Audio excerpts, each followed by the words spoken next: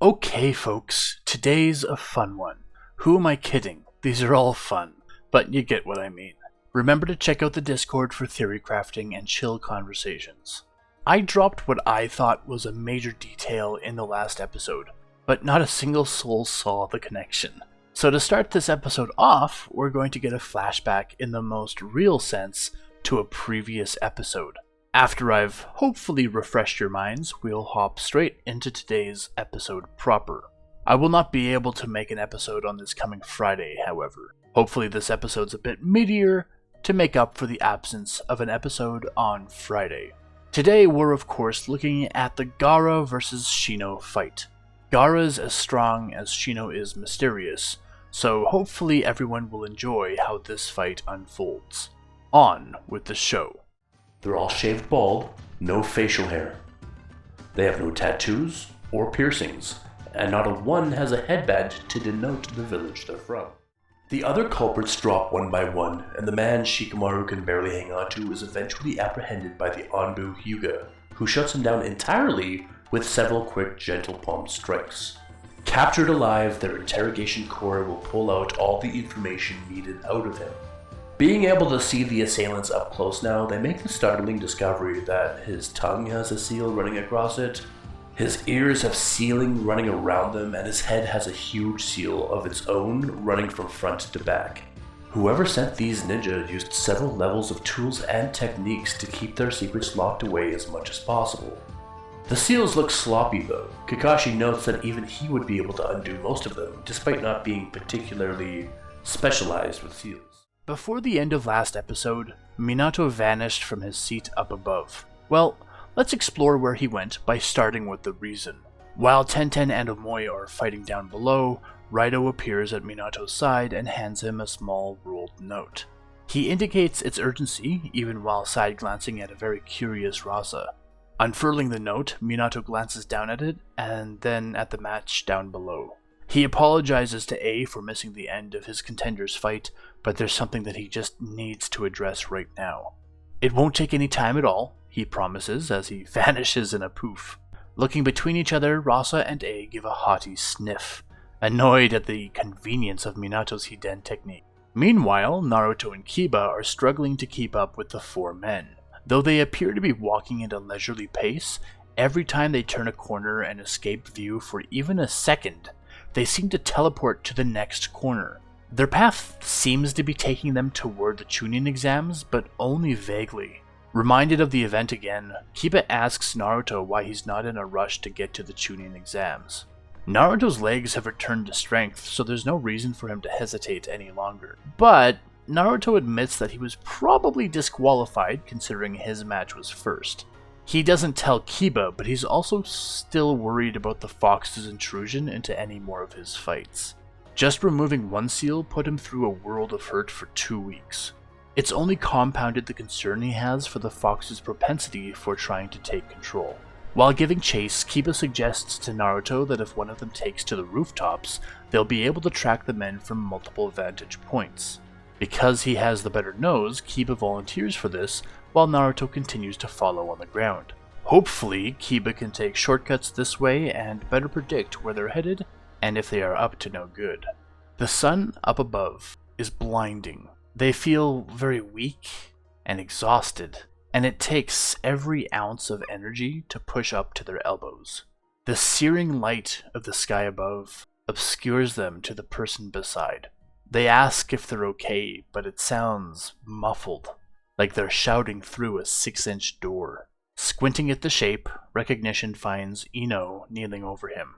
Ino asks again if he's okay, as he notices her knee behind him, supporting him into a sitting position. Shikamaru groans as he clutches at his midsection, remarking that it was particularly rough this time. He didn't think he'd lose control so quickly. He asks as well how long he was out for, and Ino reassures him that it was just seconds, not a big deal. Rolling his head to the side, Shikamaru sees Choji still unconscious beside him. Ino reassures him that Choji's fine. She checked him as well. Shikamaru asks when they can tell Naruto about this, and a gruff voice tells him to stop thinking about it. Sitting on some steps some 20 feet away, Shikaku observes the three genin carefully, actively choosing not to intervene. Naruto can't keep a secret like this. Stirring, Choji grumbles as he rolls onto his side and looks over at Ino and Shikamaru. He tells them he's sorry. This isn't the kind of thing he can overpower, because of course it isn't. It's beyond all of them, and it sucks that they had to do this today. All four look down from atop the Kage heads at the sounds of the tuning exam below. Minato appears in a dark room opposite Ibisu and Inoichi Yamanaka. He flashes them the note and gestures for them to show him the fruits of their labor. Taking a step aside each, they reveal a battered, bruised, tortured man. He's been in their custody for so long that hair is starting to grow from what was once his bald head. Both Leaf Jonin look down at him and confirm that they finally got him to crack. Inoichi remarks that this is easily the most challenging person he's ever tried to break. Whoever trained him must have either been tortured for years themselves or been in the business of performing it for decades. Nothing else can explain this level of willpower. Ibisu augments the assertion that nothing he did would help. They both reached a point where they thought maybe this man was just uncrackable. The seal he had on his tongue was tough to be sure, but certainly not the most difficult challenge to overcome. Minato cuts them short as they try to continue praising the prisoner's willpower. He asks them what they've gained from the man, and Inoichi hands him a ragged note, jotted in blood, clearly drawn by the tortured man himself. The note contains one word, a single word, and it's enough to draw fury across Minato's normally calm face. He looks up between the equally concerned Jonin. Why now, when we're about to head into war? Minato asks no one, knowing that no one but the perpetrator could ever have an answer to that question. Suddenly, the note goes up in flames as Minato turns it to ash. He tells Inoichi to find Shikaku and bring him to the Kage building, but Inoichi reminds him that today Shikaku has something more important to do. Sighing, Minato nods to them and vanishes again. Appearing before Naruto, who crashes right into him, Minato asks why he's goofing around town instead of attending the tournament. Naruto tells him that he is in pursuit of some questionable people. Minato sighs again, asking why he wanted to do this part himself, only to not show up when he needed to. Naruto complains that his match was first and he woke up late. He never would have made it in time. At least this way, he could still do some good for the village, be useful in some way. Looking in the direction Naruto was heading, Minato doesn't sense any foreign or dangerous chakra, other than, of course, that massive dark cloud that was clearly emanating from atop the Kage heads. Kneeling beside Naruto, he asks whether he actually wants to fight for a promotion or play make-believe. Naruto insists that they were real people, and Kiba's still in pursuit. Sighing again, eyes pinching shut in stressed frustration, Minato gives Naruto a long, silent look. Eventually Naruto submits and admits he'd like to fight if he still can. Even to his own dad, Naruto's feeling a bit ashamed that the Uzumaki clan did all this work on him and he's still afraid to fight. Dashing across rooftops, Kiba smells Minato's sudden appearance beside Naruto, but decides to continue his pursuit. He hopes that Naruto can convince his dad to send some Anbu or something to investigate the mysterious men. Reappearing in the arena, Minato drops Naruto off in the competitors' stands, his sudden appearance scaring all the genin present. The match between Gaara and Shino starts as Minato returns to the Kage balcony. Not betraying any concerns, Minato tells the other two Kage that he's heard about how beastly Gaara is. Rasa asks what happened, and Minato tells him in a quiet, stern voice that Konoha business is still private. Regardless of whether they're allies, Rasa has no place nosing in on privacy. Pinching the bridge of his nose, Minato avoids eye contact with the Kazekage as he peers down at the impending match below. Why all this crap is happening today, Minato wonders if he'll ever find out. Iruka is giving instructions to the two, but Shino and Gaara are locked in an intense staring contest. Gaara, ever the emotionless, is as still as a statue as he stares at Shino. He doesn't even appear to be breathing with how steady he's standing. Shino, meanwhile, has his mouth covered and eyes hidden behind sunglasses. Gaara can't get a bead on this guy no matter how much he glares. Usually people eventually collapse or cower away from his intensity, but Shino is withstanding it completely. He wasn't paying attention to the moronic fight between Shino and the fat kid in phase 2.5, but he could swear he wasn't wearing a sack on his back before. Though both are locked in a silent competition of investigation, they both manage to hear Iruka's call for the match's start. The ground around Shino springs to life, as every particle of sand at his feet rise to Gaara's demand. As Gaara throws several lazy spears of sand at Shino, the latter first resorts to dodging until he can get a good measure of what Gaara's aiming to do. Kurenai told him that Gaara was a Jinchuriki like Naruto, but reportedly far more dangerous. Unlike Naruto, who dislikes the fox's hatred within, Gaara seems to embrace his beast, even if his beast isn't so friendly even to him. Thus, it was wise to be as defensive as possible against someone like this, and to not reveal your hand until you could be sure to do some damage with it. But Shino's taijutsu still isn't where he wants it to be, and Gaara's sand is grazing him. He begins to employ bugs sparsely around his hands to eat the chakra surrounding the sand. This quickly weakens the impact of Gaara's sand, but it also becomes obvious that Gaara is simply adding more chakra to make up the difference. Forming a quick tiger seal and a handful of others, Shino pulls a kunai from his knife and thrusts it straight at Gaara's sand, releasing a flame spear jutsu. His arm and kunai briefly ignite with flames and scorch the sand that Gaara is controlling. As his strike reaches its zenith, the flames vanish, and the burnt sand falls inert to the ground. Shino knows he can't destroy all the sand in this way, but a showy use of fire might stall Gaara while he thinks of counters. But Shino doesn't intend on using fire beyond this point. The sand indeed pulls away for long enough for Shino to mobilize his new bugs. Kurenai didn't have any business teaching him about bugs, but his dad had a favorite bug, like every member of the Aburame clan. When Shibi was still a child, his own father showed him the ways of his favorite bug, and so he'd love for the tradition to continue by showing Shino his favorite as well. The chakra beetle is very effective at eating an opponent's chakra, but they're not very durable and they're slow flyers. The hives from which they're born can only maintain a population of 1,000 beetles at the absolute max, but Shibi's favorite bug takes everything the chakra beetle's known for, does it better, and more beyond. The only downfall is that chakra beetles are low maintenance and can live inside the body and flourish without much chakra demand to the host. Shibi's favorite, meanwhile, is quite demanding, so the secret to using them most effectively is waiting until you can eat a lot of chakra. As Gaara decides to be more aggressive, Shino releases his new bugs from behind his sleeves. A cloud thick enough to blot out even the bright sun above pours onto the battlefield as thousands of locusts spread exactly where Gaara's sand is. He tries to use the sand to crush the bugs, but it loses all power as it comes in contact with the ever-hungry locusts. They're consuming the chakra at a faster rate than the beetles, faster even than Gaara can feed chakra back into the sand. Gaara loses his emotionless appearance in place of shock.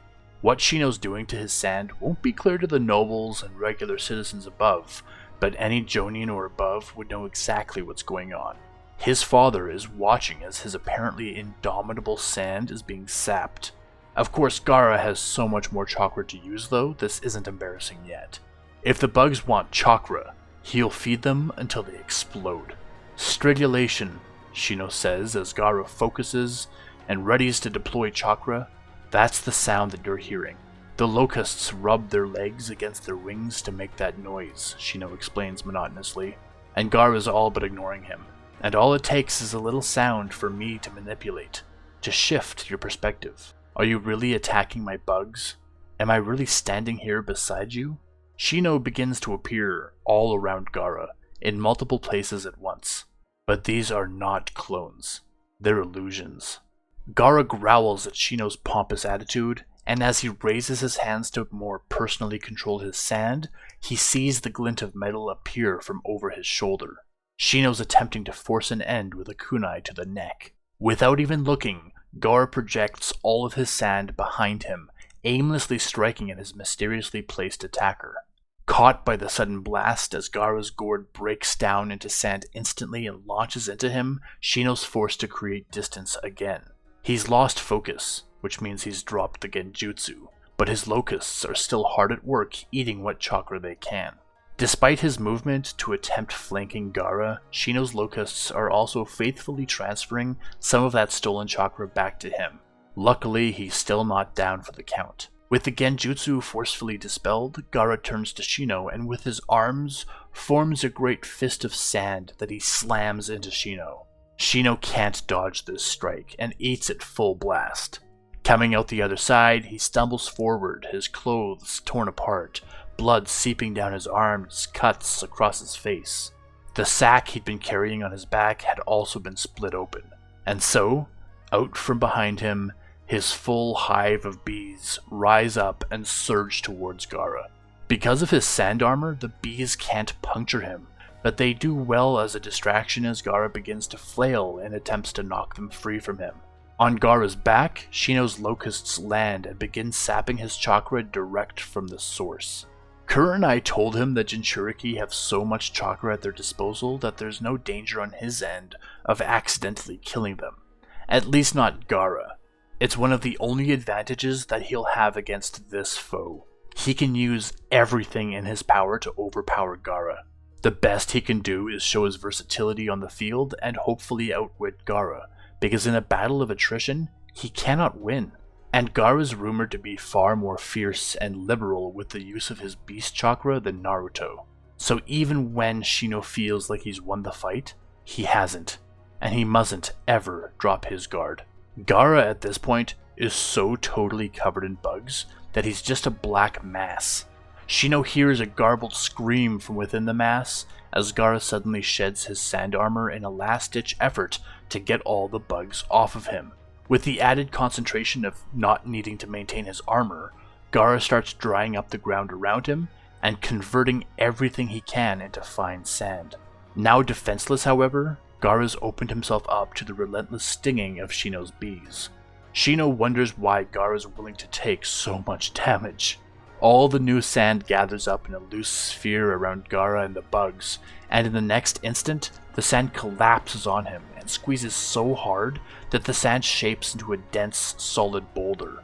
Within the boulder lies both Gaara and all of Shino's bugs. Walking out of the rock-solid boulder as if it were made of water, Gaara wipes the crushed bugs off his face. Though his face is hidden, Shino's just gaping at the resilience of Gaara. His face and arms are peppered with bee stings, but he doesn't seem bothered. Before Gaara launches a counterattack, Shino raises his hand and forfeits the match. All of his bugs were destroyed, and they were his most powerful tool and weapon. He knew that the rest of the match would have only served as a beating from Gaara to him. Gaara's, of course, frustrated that Shino forfeited before he could enact any violence, and snarls at the Leaf Shinobi. The thought of his father up above is the only thing that stills his hand from going for the kill anyway. Without recognizing Shino for any of his efforts, Gaara dissolves the sand boulder and reforms it as a gourd on his back as he turns and walks back to the competitor's stands, a mountain of bug corpses behind him. Naruto's jaw hangs wide open as he stares down at the end of the match. His dad mentioned to him at some point that Gaara was a Jinchuriki too, but the way he so brazenly dipped into his beast's pool of power stuns Naruto. If he were able to do that, he wouldn't have such hesitations about the fox. Sasuke starts to make his way to the ring before Gaara returns, and Rock Lee follows. Both seem antsy for their own fight. The end.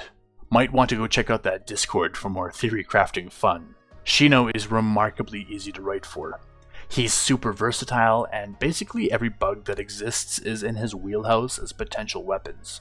But I don't want him to have anything insane right away, because it's fun to put creative spins on normal bugs that we all know about.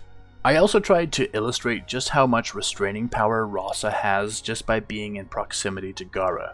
It was Rasa's side gig in canon to constantly quell Gaara's outbursts while he was still alive. So I definitely see an awe and some fear in Gaara in regards to how he sees his father, because he treats everyone else like they're beneath him, but his father must be so far above him to constantly and successfully quell the beast within.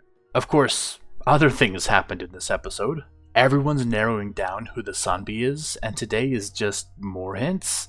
Maybe more confusion. We'll see how that information is digested. And the mysterious figures that Kiba continues to trail, I wonder if it's just a wild goose chase. That prisoner too! I wonder what he wrote. Anyway, as I said at the beginning, Friday is a no-go for me unfortunately, but next Monday will be as scheduled. Until then, the sky's the limit.